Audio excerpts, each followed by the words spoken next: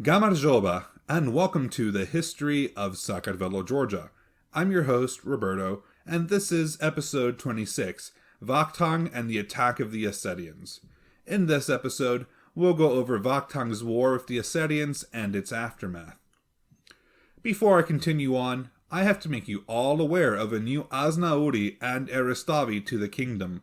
For your services to the kingdom of Georgia, Eric, you are now dubbed Veluri Erakli Dariali, and Gerald, you are now dubbed Gigi Gurgin Kaspiuri.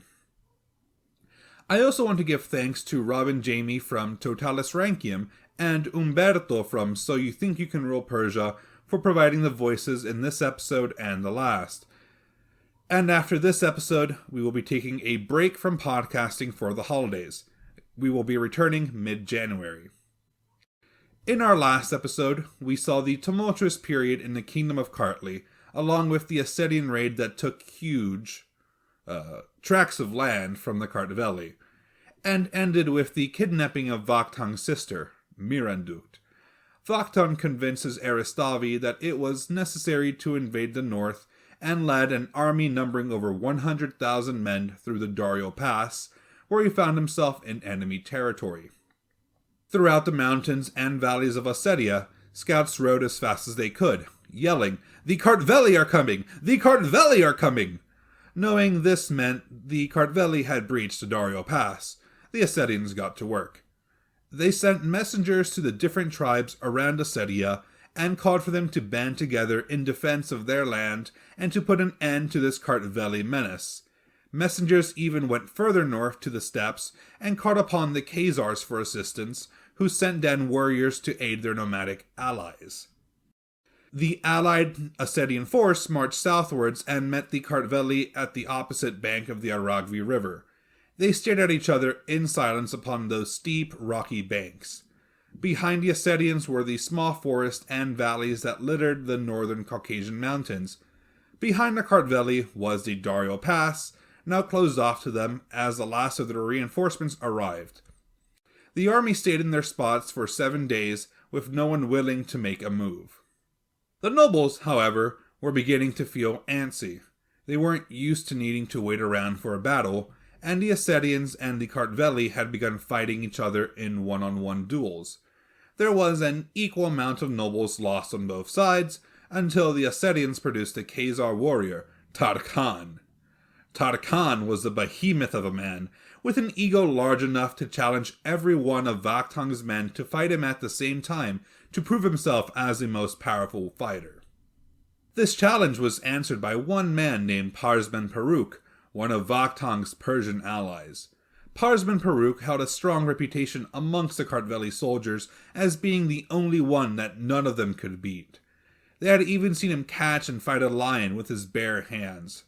With Parsben Peruk on their side, victory would surely belong to the Kartveli. A ring was formed around Tarkhan and Parsben Peruk. Swords were drawn, and their armor glistened in the sun. The sound of jangling metal and the quiet crunch of their footsteps mingled with the music of the Aragvi's river's flowing waters. Everyone held their breath. Parsben Peruk and Tarkhan rushed at each other, and their blades locked, iron against iron. They looked at each other with bloodlust in their eyes, and in a flash, a shower of red began to water the earth. The onlookers gasped in shock as Parsben Peruk's body slowly slumped to the ground, his head cleaved in two down to his shoulders. Vakhtang and his men scrambled back to their camp from the combat zone in sorrowful disbelief. Vakhtang remained strong in the eyes of his men and allies, but once he entered his tent, he broke down. He had lost one of his closest friends to the enemy, and didn't know what to do. He decided to pray for an answer, and over the course of his prayers, he found within himself the will and drive to engage in combat with the dreaded Tarkhan. Something inside of him told him that the Lord was on his side, and fear left him. The following morning, Tarkhan mockingly shouted from across the river for the Kartveli army to send him a new foe. Whom amongst them had the courage to face a man that could split a man's skull in half? Vakhtang saw the state of his soldiers and announced his intentions to face the Khazar giant. The Eristavi, his commanders, flatly told him that he was out of his mind. He was still quite young, had no actual combat experience, and this behemoth had killed their best fighter. If Tarkhan managed to fell him in battle, the whole expedition would be lost. The king's mind was made up, and he was stubborn. He prayed to the Lord, asked him to fill him with his grace, and advanced to cross the Aragvi River.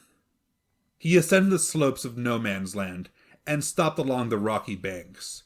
Out of breath from crossing the river, Vakhtang was immediately surrounded by Ossetians and Khazars armed to the teeth with spears. Tarkhan looked down upon the boy king and grinned menacingly. Tarkhan unleashed yet more of his vicious taunts upon Vakhtang. "I have killed all kinds of men," he said, "but never a young boy with a shadow of a beard upon his face, much less one that was also a king. But if the boy king wished to face him in battle, he would gladly adopt the title of Kingslayer." The Ossetians formed a circle around Vakhtang and Tarkhan and handed them spears. The Ossetians beat their drums as the king and Tarkhan stalked the edges of the circle, staring each other down. Although Tarkhan was a giant, Vakhtang nearly equaled him in height at 7 feet and 10 inches. Tarkhan's impatience got the best of him, and he rushed his foe. Vakhtang felt the same feeling he had the previous night during his prayers, quickly murmured a prayer, and launched his spear at Tarkhan. It sailed through the air to his charging target, and impelled him through the loins, stopping him in his charge to cry out in massive pain. Vakhtang approached the impaled Tarkhan, whose blood sputtered out of his mouth, and the Khazar scowled at him. Vakhtang raised his sword, cut off Tarkhan's head, and returned to his troops. The Kardveli rejoiced as he raised the severed head of the giant. However, this joy was short-lived, as an even bigger knight from the Ossetian army emerged from the ranks. This man was named Baqatar, and he killed numerous Kardveli in previous duels thanks to the unmatched reach of his arrows. He approached the riverbank, and in a loud and boisterous voice yelled out to the king, "King Vakhtang, do not boast of your victory over Tarkhan. He was not considered a Goliath, and that is why he was killed by a youth. If you engage in a fight with me, you will not escape bloody combat, and you will find no escape. If you refuse, I am ready to fight with any of your men." Vakhtang turned around, the smile on his face turned into a scowl. His hard-won victory was already being denigrated by the Ossetians. He answered Baqatar, "I've overpowered Tarkhan, not by strength, but by the power of my god, and I fear you no more than a dog, for the power of Christ is with me, and his pure cross is my weapon." Vakhtang agreed to fight his new foe once again, and used the night to prepare for his upcoming battle. He prepared his army for the worst-case scenario, dressed his horse in armor, and took up a shield decorated with scales.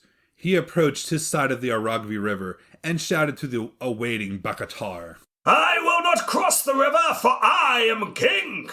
I will not approach the Ossetian troops, for if I die, my whole army will perish. But you are a slave, and your destruction will not harm the Ossetian army, just like the death of a dog. Cross the river and come to me." Baqatar couldn't help but bellow back to the king, "I am the one who will kill you. I will cross the river, but withdraw from the bank 1/2 kilometer." Vakhtang agreed to the knight's terms, and his troops were moved well away from the river shore. As Baqatar crossed the river, he launched an arrow at Vakhtang, who managed to avoid it in the nick of time. The Ossetians in the background blew on their trumpets and beat on their drums, giving a morale boost to the Ossetian Bomberazi. The Kardveli played their own music in kind, and the earth shook with the terrible symphony of war cries. Baqatar forded the river, and entered the combat circle with his horse, refusing to dismount. He loosed several arrows towards the Kardveli king, 2 lodging in his shield and 1 piercing the horse below him. As his panicking steed bucked, Vakhtang leapt at his opponent, sword in hand. Baqatar saw an opening and launched a final arrow at Vakhtang. The boy king's gamble paid off. While the arrow merely grazed his shoulder, his sword opened the Ossetian archer from shoulder to heart. Vakhtang hit the dirt, rolling. Baqatar turned around to face him before falling from his horse. Vakhtang quickly stood up and stole his opponent's unoccupied horse as vengeful enemy arrows chased him back to camp. Entering the Kartveli camp, Vakhtang was met with the celebration of his troops on his victory. He smiled at them, raised his sword in the air, and turned to face the Ossetians. They were preparing to mount an attack. Vakhtang pointed his sword at the enemy and ordered his cavalry to charge. The heavily armed and armored cavalry formed the vanguard, followed by the infantry in the center and even more cavalry in the rear. The real battle had begun. The Ossetians went the classic Caucasian tactic of entrenching themselves at the top of a nearby mountain and unleashed a rain of arrows upon the Kartveli as they charged the slopes. Vakhtang himself took up the rear of the army with his cavalry guard, reinforcing the attackers and encouraging them to keep pushing forward, even as more and more of them fell. However, this was merely a diversion. The cavalry caught the Ossetians unawares via another rocky trail. The Ossetians soon found themselves surrounded. Wave after wave of Kartveli depleted Ossetian morale as Vakhtang himself fought alongside his men, spear and sword, and howling like a wolf with each Ossetian he slew. Protecting his flanks were his foster brother, Artavaz, the son of his former spaspeto and tutor, Saurmag, and his cousin, Prince Bevrityan of Somkiti. The Kartveli eventually overwhelmed and routed the enemy. Many of the fleeing Ossetians were captured and exchanged for other prisoners of war. The camp across the Aragvi River was burnt down, allowing for the invasion to commence. The Kartveli made their way easily through the rest of Ossetia, seized towns, and took many treasures and captives for themselves. Vakhtang and his army devastated the lands of the Pechenegs and Jiketi before returning to Ossetia. Without the support of the Pechenegs or Jiketi, the Ossetians wisely sent an envoy to negotiate a peace. They knew for whom the Kartveli had entered Ossetia. In exchange for Vakhtang's sister Mirandukt, they wanted 30,000 Ossetians, whom they all named. Vakhtang agreed and reunited with his younger sister. There were other trades happening as well that highly benefited the Kartveli. The whole campaign only lasted 4 months. Vakhtang released his allies and gave them great gifts for their services. He sent a detachment of his men to take his new prisoners, and most importantly, his sister Miranduk back over the Dario Pass to go back home. Vakhtang himself had other plans. He decided to lead his forces along the Abkhazian road, seized all the fortresses along the way, and thereby captured all the land from Abkhazia down to Sikhe-Golgi, thanks to the Byzantines being too busy with the Goths and Huns to deal with him. His return to Mytishieta was the subject of many revelries. His mother, sisters, and many subjects welcomed him home gladly, and his name was glorified by the court. Not since Parnavaz II the Valiant had Kartveli victory been so decisive. Thanking the Lord for his many victories, Vakhtang shut himself in his room to pray. He took vigils throughout the night, and during the day he gave alms to the poor. One of his first actions was to grant nobility to the cavalrymen that had fought directly under him, making them Aznauri. From his own portion of treasures, he thanked his uncle, Varaz Bakur, the Vitaxa of Caucasian Albania, for his assistance. Finally, to the Persian Shah Hormizd III, he sent 10,000 slaves, 10,000 mares, and 10,000 steeds, all through the Magi, Binkaran. Shah Hormizd III was amused by his subjects' many and kind gifts, and since Vakhtang had dealt with the Ossetian threat for him, he gave his daughter, Balindukt, to Vakhtang as a wife. As a dowry, part of Somkiti, which is now in the Kvemokartli region, was transferred to Vakhtang's direct rule, including the corresponding Caucasian vassals.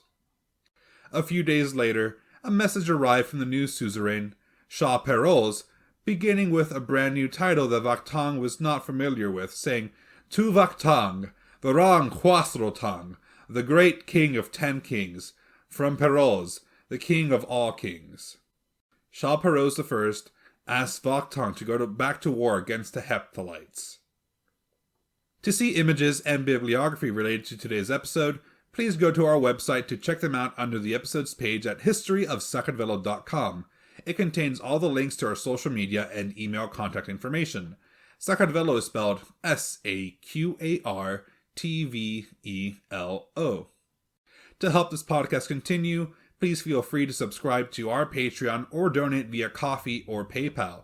The link is in the episode transcription and on our website. If you would prefer donating something a bit more tangible, we also have an Amazon wishlist for you to peruse. The best way to help us is via review on Apple Podcasts, Spotify, or your preferred podcast host, as it goes a long way with getting the word out about the show and helping us reach new people to learn about Georgia. Madlaba dan Nakvamdis, and thank you for listening to The History of Sakartvelo, Georgia. See you next time.